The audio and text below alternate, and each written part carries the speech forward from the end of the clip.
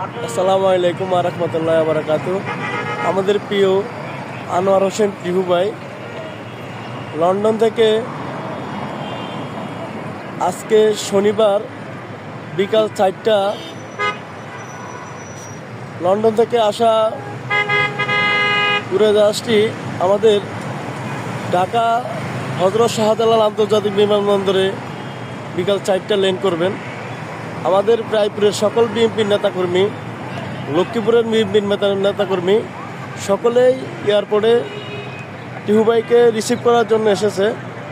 আসলেই আমাদের প্রাণপ্রিয় যে নেতা, উনি দীর্ঘ 17 বছর স্বৈরাচার ফ্যাসিস্ট হাসিনার নির্যাতনের শিকার হয়ে উনি লন্ডন অবস্থান করেছেন। সেক্ষেত্রে উনি আজকে আমাদের মাঝে আসতেছেন, আমরা খুবই আনন্দিত।